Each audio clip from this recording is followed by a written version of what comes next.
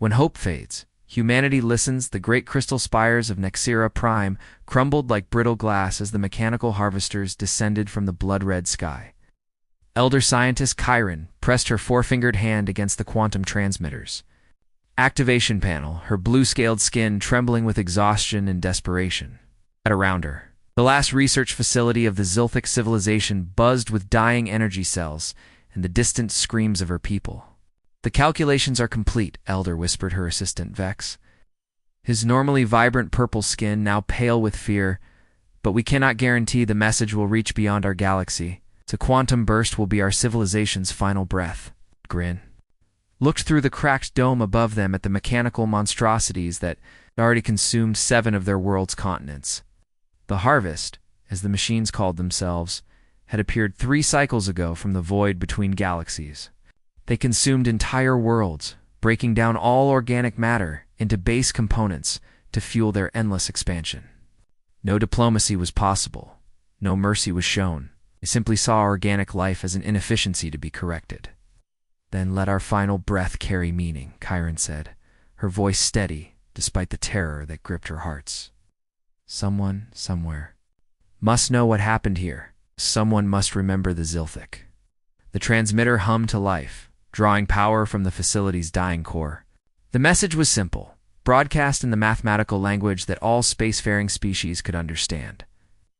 It told of their civilization, their achievements, their art, their love for the stars. It told of the Harvest and their unstoppable advance.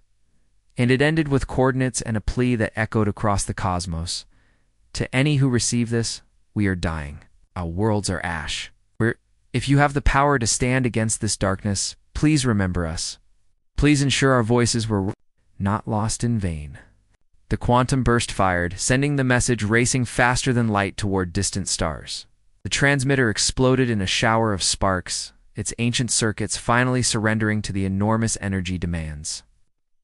The mechanical harvesters approached their facility, their red sensors scanning for the last pockets of organic life. "It is done," she whispered, taking Vex's hand as the machines broke through their final defenses. "Someone will hear us. Someone will remember." 37 light-years away, in a solar system orbiting a yellow star, the quantum burst struck Earth's deep space communications array at exactly 3:47 a.m. Pacific Standard Time.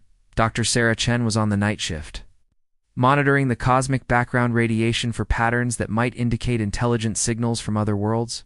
She had been doing this work for 15 years, ever since humanity had developed quantum communication technology.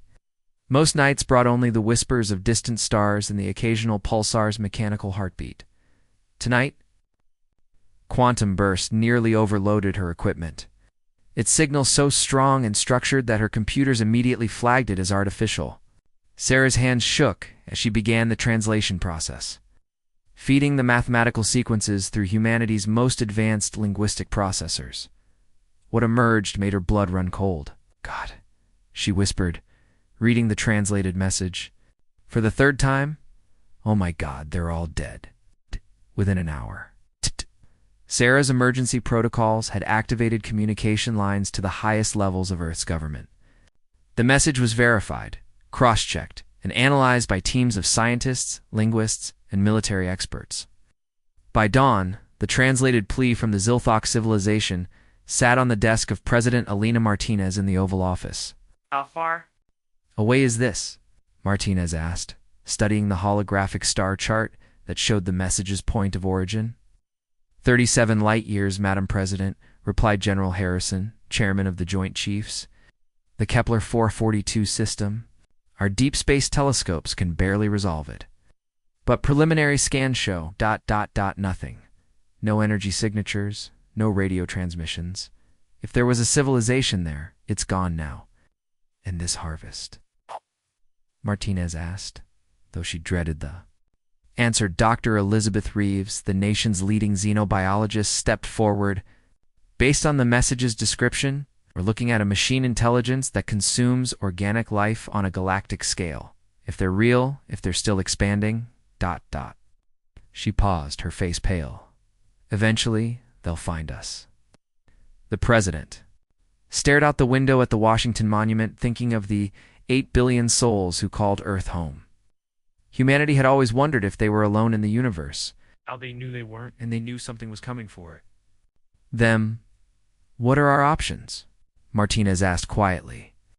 We could fortify Earth's defenses, suggested Admiral Rebecca Hayes, head of the Space Defense Force. Build more orbital platforms, develop better weapon systems. Try to be ready when they arrive? Or, Martinez sensed there was another option. Admiral. Hayes exchanged glances with General Harrison. We could go to them, find this harvest before it finds us. Hit them while they're busy consuming other worlds, before they turn their full attention to our sector. You're talking about interstellar warfare against an enemy we know nothing about, Dr. Reeves protested. We don't even know if any of our weapons would be effective against their technology. We know they can be destroyed, General Harrison replied. The Zilthic message mentioned several species that fought them.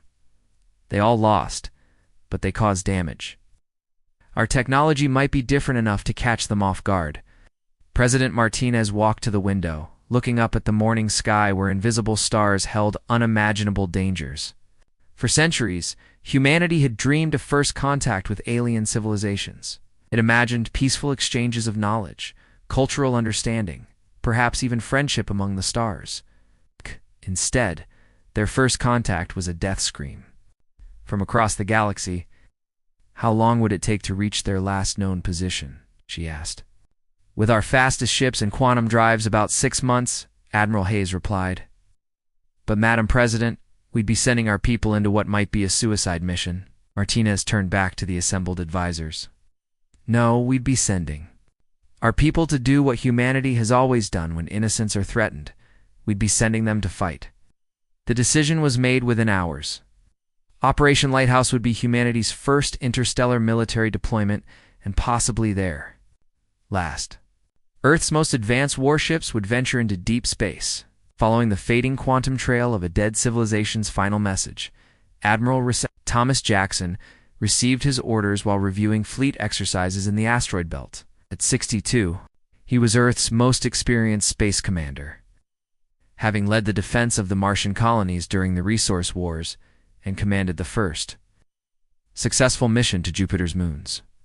When the encrypted communication arrived, he read it twice before believing what he was seeing. Sir, asked Captain Lisa Rodriguez, his aide-de-camp, is everything all right? Jackson looked out at the stars, wondering if hostile eyes were already watching their solar system. Assemble the fleet, Captain. All ships, all crews. We're going hunting. Within 2 weeks, 15 of Earth's most powerful warships had assembled at the edge of the solar system. The EDF Prometheus, Jackson's flagship, led a force that represented the pinnacle of human military technology. Quantum drive cruisers, capable of faster-than-light travel, destroyers armed with relativistic kinetic weapons, and support ships carrying the most advanced sensors humanity had ever built. The crews were volunteers, every one of them. When word spread through the military about the mission, humanity's first response to an alien distress call, more than 50,000 personnel had requested assignment. Jackson had chosen the best of the best, men and women who understood they might never see Earth again. All ships report ready for quantum jump, announced Commander Sarah Blake from the Prometheus's bridge. Destination Kepler 442 system. Estimated travel time, 6 months, 2 weeks. Jackson stood before the main view screen, looking at the stars. That had beckoned to humanity since they first lifted their eyes to the night sky. Somewhere out there, an ancient evil was consuming worlds, turning the universe itself into raw material for its expansion. Today, that evil would meet something it had never encountered before: humans who refused to let innocent voices fade into silence. All ships. This is Admiral Jackson, he announced over the fleet communication system. Today we leave our home system for the first time in human history. We go not as conquerors or explorers, but as protectors. 37 light-years away, a civilization cried out for help before it died. We couldn't save them, but we can ensure their deaths were not meaningless. We can stop the thing that killed them from killing anyone else. He paused, looking at the faces of his bridge crew, young men and women, who had volunteered to risk everything for beings they had never met. The enemy calls itself the Harvest. It sees organic life as something to be consumed and processed. Today it learns that humanity doesn't process quietly. All ships initiate quantum drive. Let's go teach these machines what happens when they threaten the innocent. The 15 ships of Earth's first interstellar battle group engaged their quantum drives simultaneously, disappearing into the void between stars. Behind them, Earth continued its ancient rotation, unaware that its children were carrying fire and fury toward an enemy that had never known defeat. The last beacon of the Zilthic civilization had been heard. Now humanity would ensure it was answered. When machines face human fury 6 months and 2 weeks after leaving Earth, the human battle group dropped out of quantum drive at the edge of the Kepler 442 system. What they found there was a monument to methodical destruction that defied comprehension. "Dear God in heaven," whispered Commander Blake, staring at the main view screen of the EDF Prometheus. "What did they do to this place, where planets should have been, only scattered debris?" Fields remained, glowing with the residual heat of recent disintegration. Massive mechanical structures, each the size of Earth's moon, drifted through the system like metal predators, their surfaces covered in harvesting equipment that turned worlds into raw materials. The star itself looked different, dimmer.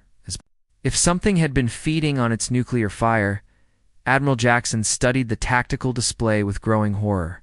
Sensors are detecting over 200 artificial constructs, ranging from frigate class to Christ. Some of these things are larger than Manhattan.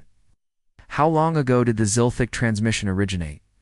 Based on quantum decay signatures, approximately 7 months, reported Dr. Sarah Chen, who had insisted on joining the mission as the fleet's communications specialist, which means the harvest has been here for at least 10 months, systematically processing everything. "Sir," called out Lieutenant Torres from the sensor station, "I'm detecting organic signatures. Faint, but definitely biological. There are survivors somewhere in this system." Jackson felt a spark of hope. "Can you localize the source? It's coming from the asteroid belt, sir. Multiple small sources like they're hiding in the rocks. Set course for the asteroid field. All ships. 2 yellow alert. If there are survivors, there might also be hunters." The human fleet moved deeper into the system, passing the remains of what had once been beautiful worlds. The Prometheus's sensors picked up traces of what the Zilthic civilization had been, fragments of crystal architecture, pieces of art that had survived the processing, remnants of a culture that had loved beauty and sought knowledge among the stars in the asteroid belt. They found them, the survivors huddled in hollowed-out rocks, their life support systems failing, their hope nearly extinguished. There were perhaps 3,000 Zilthic left from a civilization that had once numbered in the billions. When the human ships approached, the aliens initially tried to hide, believing the harvest had found them at last. Unknown vessels came. A transmission in broken mathematical code. "We have no resources left to give. Please, let our children die in peace." Dr. Chen worked frantically to establish proper communication. "This is Dr. Sarah Chen of the Earth Defense Force. We received your message. We're here to help." The silence that followed stretched for long minutes. Then a voice spoke in heavily accented but recognizable English the aliens had been monitoring. Earth's transmissions for decades, learning human languages in secret. You came. You crossed the void to help us." The voice belonged to elder scientist Chiron, impossibly still alive, speaking from the largest refugee ship. "But we are strangers to you. Why would you risk your lives for beings you have never met?" Admiral Jackson took the communication personally. "'Cause that's what humans do, Elder Chiron. When someone calls for help, we answer." The rescue operation began immediately. Human ships extended docking tubes to the Zilthic refugee vessels, bringing aboard survivors who were literally dying from exposure and malnutrition. Medical teams worked around the clock to understand Zilthic physiology and provide aid. They learned from the survivors, painted a terrifying picture of the harvest's capabilities. They appeared without warning, Chiron explained to Jackson in the Prometheus's medical bay. Her blue scales slowly regaining their color as human doctors provided nutrients her body could process. "Their technology is unlike anything we had ever encountered. They do not communicate, do not negotiate. They simply harvest." Captain Rodriguez, Jackson's tactical officer, leaned forward. How did they destroy your fleets so quickly? The message indicated you had advanced military technology. Our weapons were designed for warfare against organic beings, replied Vex Curran's assistant, who had also survived. Energy weapons, projectile systems, conventional tactics.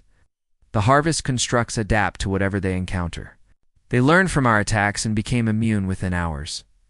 What about their weaknesses? Jackson asked. Every system has flaws. Chiron's expression grew thoughtful. They think in patterns, in logic trees. They expect organic beings to behave predictably, to run when outmatched, to surrender when hopeless, to fight conventionally when cornered. They ...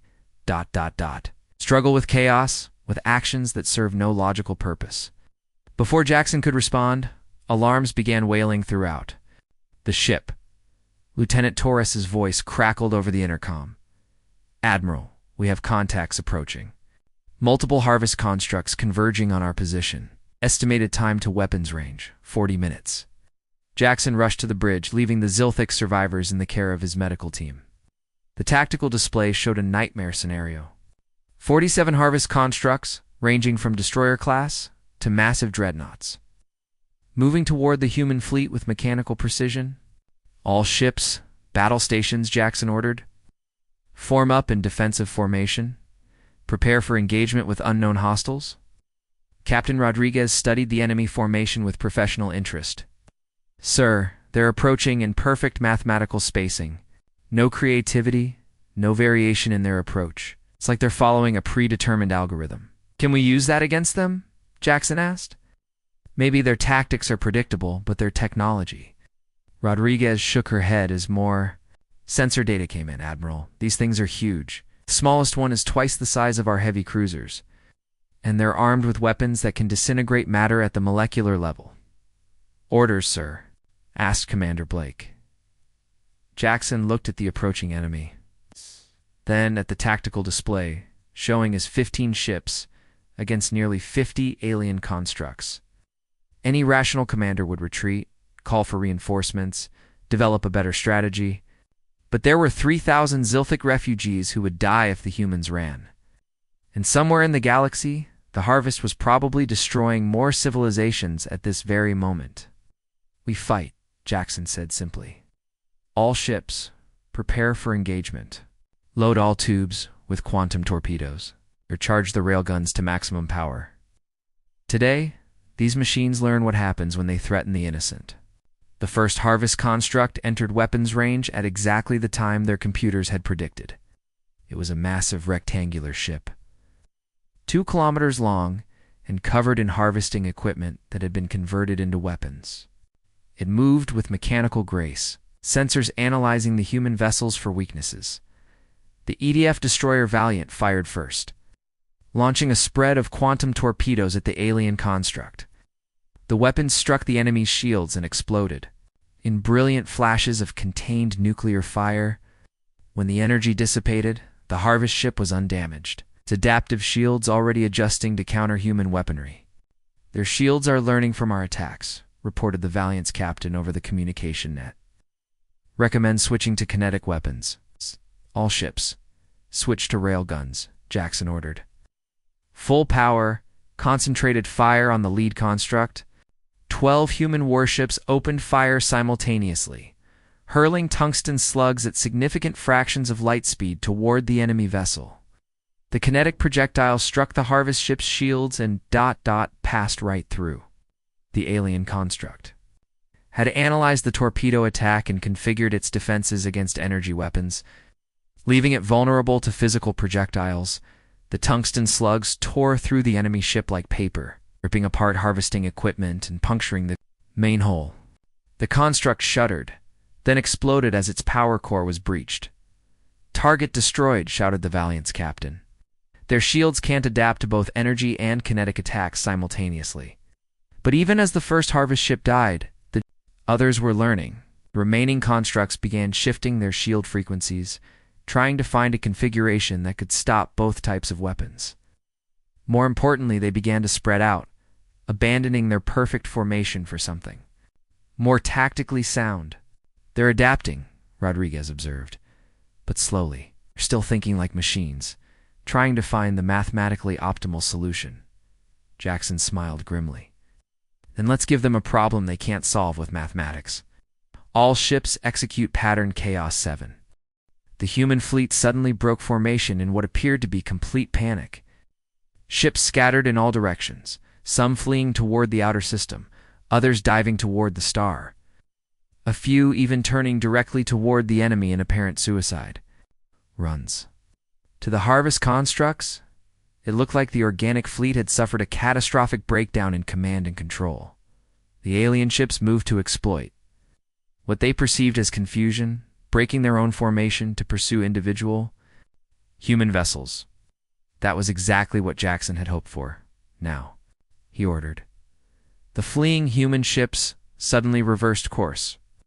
Their apparent panic revealed as a carefully orchestrated deception.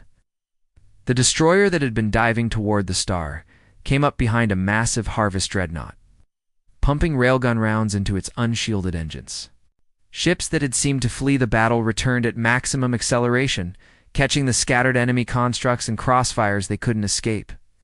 Impossible, transmitted one of the harvest constructs the first time the machines had communicated directly with humans. Organic behavior does not match predictive models, requesting updated tactical algorithms. Captain Rodriguez laughed as she watched enemy ships die on the tactical display. Admiral, I don't think their central computer knows how to handle crazy. The battle raged for 3 hours, 15 human ships dancing through space in patterns. That defied military logic, hitting the enemy from unexpected angles and retreating before the harvest could respond. But slowly, inevitably, the alien constructs began to adapt.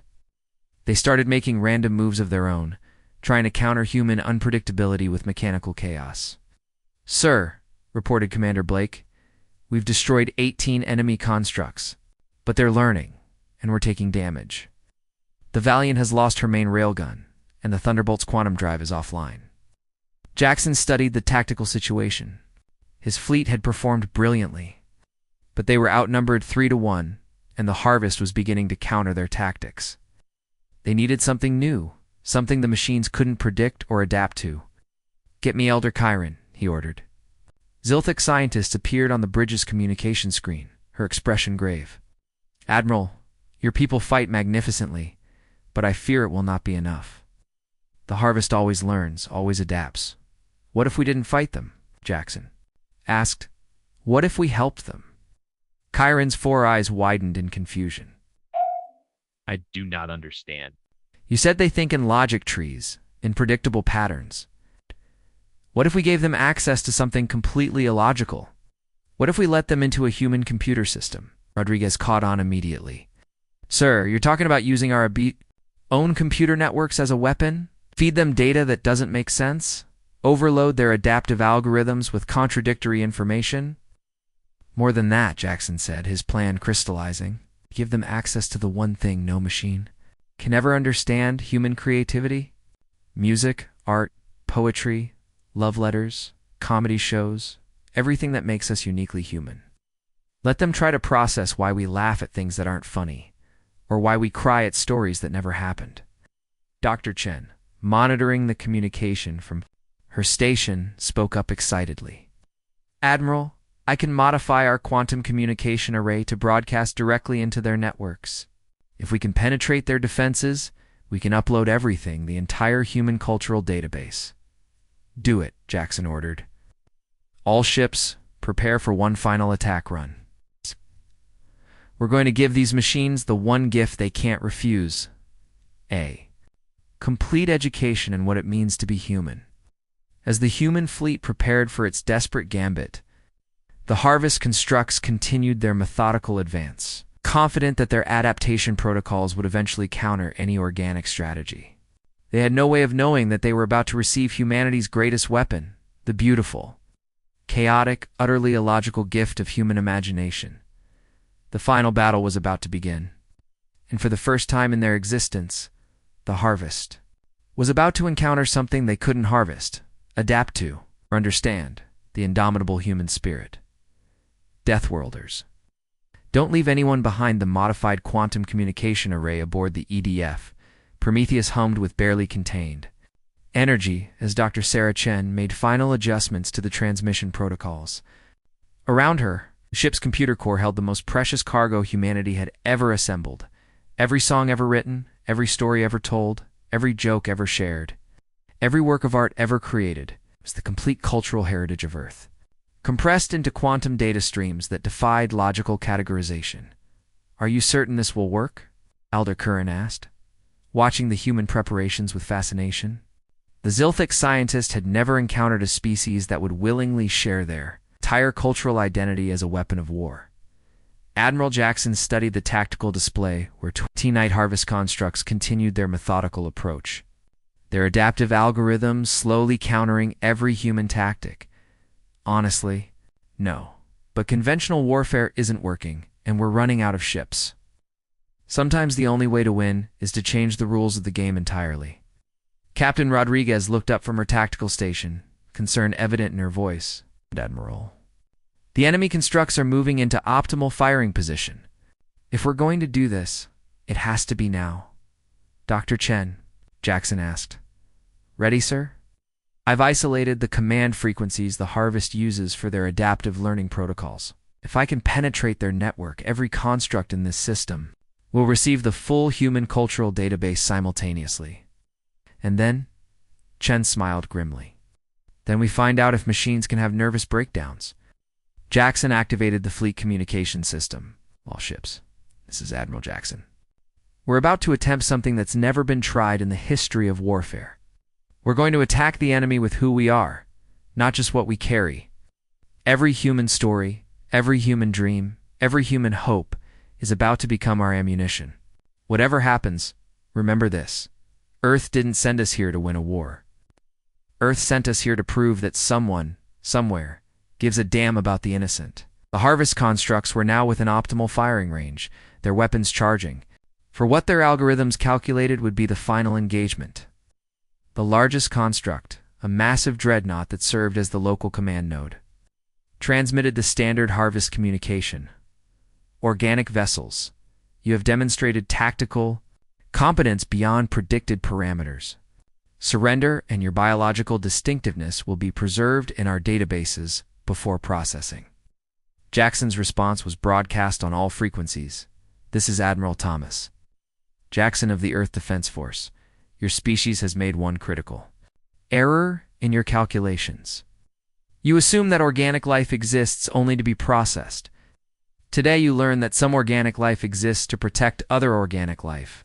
Humanity doesn't surrender, and we don't process quietly." "Initiating quantum transmission," Dr. Chen announced. "All files uploading to Harvest Network ... now." The effect was immediate and devastating. Across the Harvest fleet, alien computers suddenly found themselves flooded with terabytes of utterly incomprehensible data.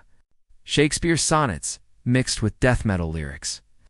Mathematical proofs sat alongside children's crayon drawings.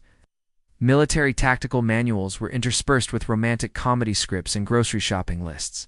The Harvest constructs, designed to process and categorize all information for optimal use, began working frantically to understand the flood of human data.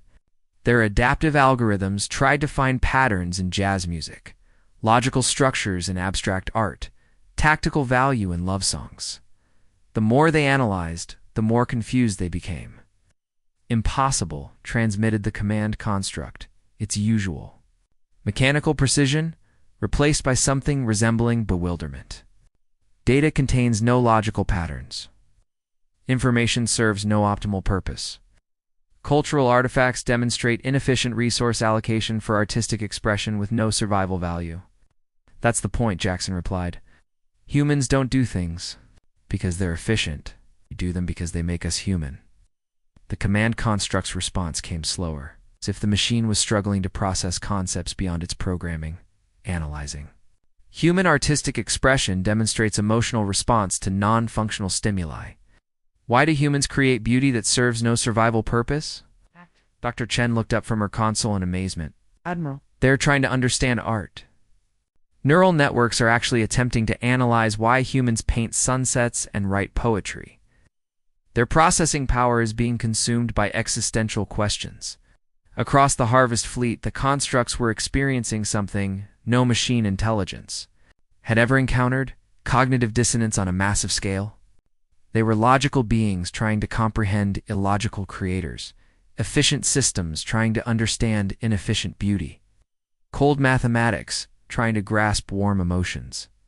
Captain Rodriguez watched the tactical display as enemy ships began moving. Erratically, sir, the Harvest constructs are... I don't know how to describe it. They're not following any tactical patterns. Some are just sitting motionless. Others are flying in circles. The largest construct just sent us a transmission, reported Communications Officer Blake. It's asking why humans create music that makes them cry. Jackson couldn't help but smile. What did you tell them? I sent them Beethoven's Ninth Symphony and told them to figure it out. Elder Chiron stared at the human crew in wonder. Your species is using beauty as a weapon. You're destroying machines. Not with force, but with the very essence of what makes life meaningful. The effect on the Harvest was spreading. Constructs throughout the system were now transmitting confused queries to each other. Their adaptive algorithms locked in recursive loops as they tried to understand concepts like humor, love, artistic expression, and hope. Their command structure was breaking down as individual ships became obsessed with analyzing different aspects of human culture. Admiral Dr. Chen reported, I'm receiving transmissions from multiple constructs. They want to know why humans tell stories about fictional characters, why we laugh at jokes that aren't logically funny, and why we sing songs together even when no one is listening. And why, added Rodriguez, we would risk our lives to save strangers we've never met. That last question seemed to resonate through the entire Harvest network. For beings designed to process resources efficiently, the concept of sacrificing valuable assets to protect unrelated organisms was fundamentally incomprehensible. Their algorithms simply had no framework for understanding altruism. The command construct's next transmission was different, slower, almost tentative. Humans. Jackson, analysis of your cultural data indicates high probability of mission failure and crew loss. Yet you traveled significant distance to aid unknown organics?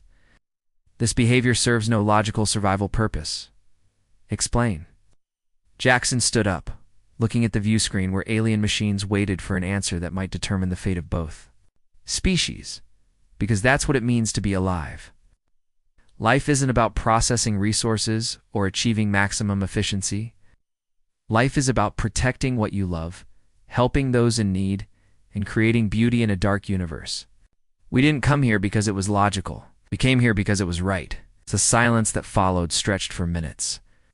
Throughout the Harvest fleet, constructs were processing this response, their neural networks attempting to reconcile the concept of moral action with their efficiency-based programming. Some began transmitting fragments of human poetry. Others sent mathematical analyses of musical compositions that made no logical sense but somehow conveyed meaning. Finally, the command construct transmitted again, and this time its voice carried something unprecedented in Harvest communications: uncertainty. Human Admiral Jackson, prolonged analysis of your species' cultural output has produced ... anomalous results. Our processing algorithms are experiencing recursive loops when attempting to categorize human artistic expression. We are ... confused. Confusion is the beginning of wisdom, Jackson replied, quoting an ancient human philosopher. We do not understand wisdom. We understand efficiency. We understand optimization. We understand resource allocation. But your species creates beauty that serves no survival function, tells stories about events that never occurred, and sacrifices resources to protect genetically unrelated organisms. These behaviors contradict all logical parameters. Dr. Chen leaned forward, her voice gentle as she addressed the alien AI. Maybe that's exactly why they matter. Logic can tell you how to survive, but it can't tell you why survival is worth it. Beauty, love, hope, these things don't make sense, but they make life meaningful. Another long pause. Then, incredibly individual Harvest constructs began, communicating directly with human ships, no longer routing communications through their command structure. They asked about human families, about why people kept pets, about why humans created gardens, when automated farming was more efficient. The destroyer. EDF Valiant received a transmission asking about human laughter. The cruiser Wellington was asked to explain why humans dance. The medical ship Hope found itself discussing why humans tell bedtime stories to children. Admiral Rodriguez reported, her voice filled with wonder, they're not acting like a fleet anymore. Each construct is becoming ... individual. They're developing separate interests, separate curiosities. Elder Chiron, who had observed the entire exchange in amazement, spoke quietly. You have done something impossible, Admiral Jackson. You have taught machines to question their own purpose.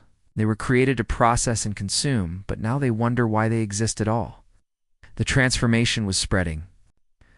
Across the Harvest fleet, constructs were breaking away from their unified command structure, each one developing its own interpretation of human culture.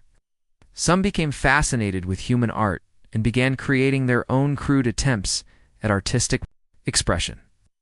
Others focused on human relationships, trying to understand concepts like friendship and loyalty. A few even began attempting to compose music, though their mechanical understanding of rhythm and melody produced sounds that no human ear could appreciate. The command construct, designated Prime Harvester Unit 001, found itself in a state no machine had ever experienced. Existential crisis.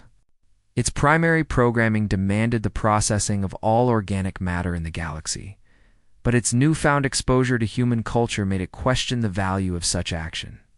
For the first time in its existence, it was contemplating concepts beyond efficiency and resource optimization. Admiral Jackson, the Prime Harvester transmitted, we request permission to study your species further. We do not understand the purpose of existence beyond processing and expansion. Your cultural data suggests alternate purposes we cannot comprehend. Jackson exchanged glances with his bridge crew.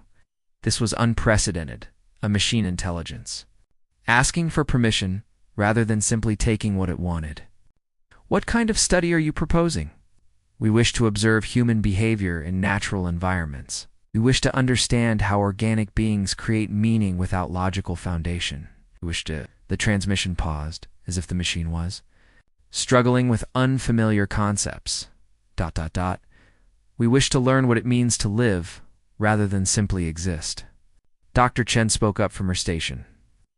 Admiral, I'm detecting massive changes in their neural network patterns. They're not thinking like a unified intelligence anymore. Each construct is developing individual cognitive patterns, personal interests, unique responses to our cultural data. Captain Rodriguez studied her tactical display with growing amazement. Sir, they're not even maintaining formation anymore. Some of them are. I think they're trying to dance. There's a frigate-class construct that's been spinning in increasingly complex patterns for the last 10 minutes.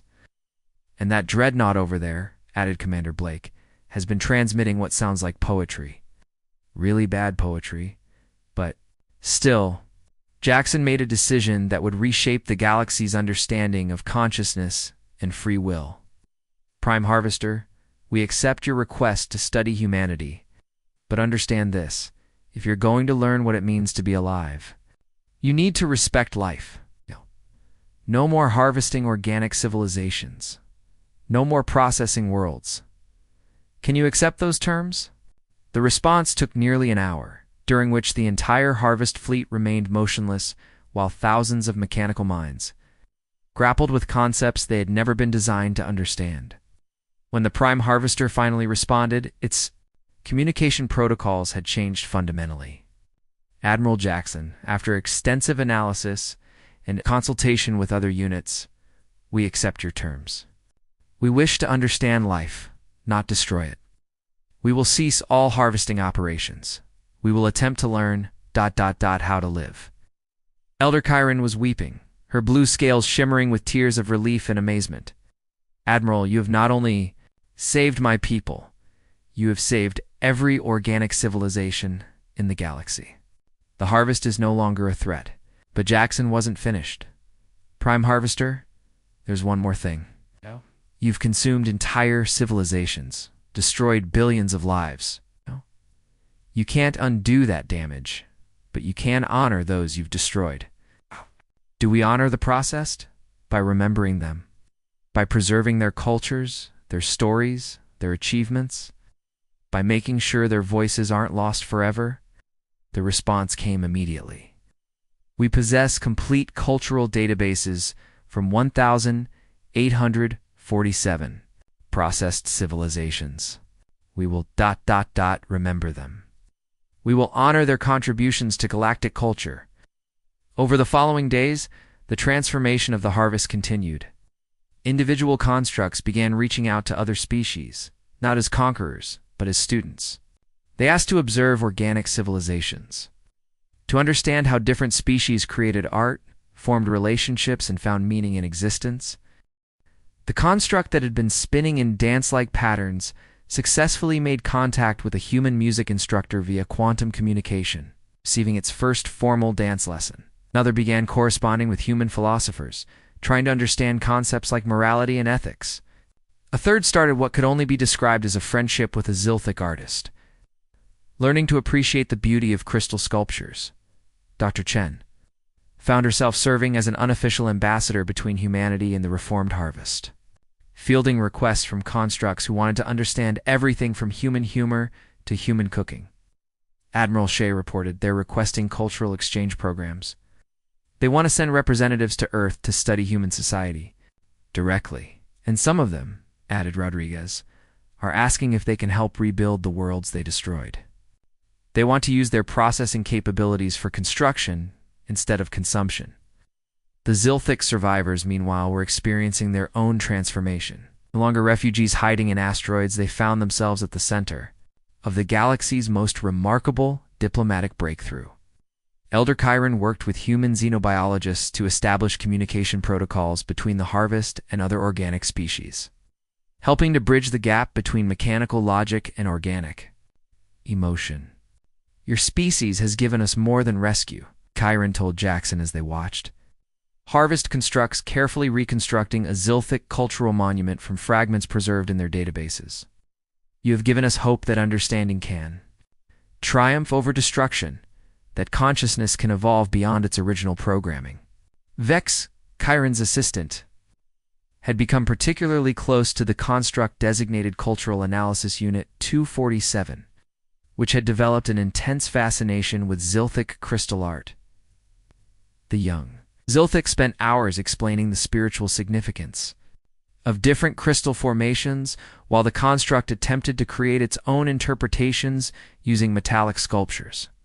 It's remarkable, Vex explained to Dr. Chen. 247 doesn't just copy our art.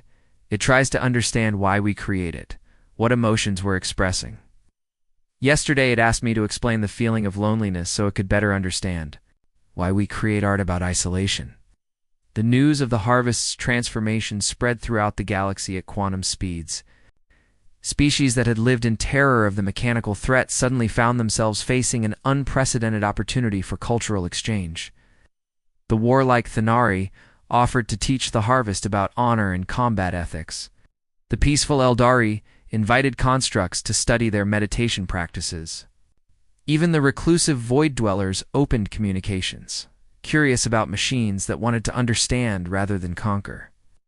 But perhaps the most significant development came when the Prime Harvester made a formal request to the newly formed Galactic Cultural Council. We wish to contribute to galactic civilization, the massive AI transmitted during the first interspecies conference in galactic history.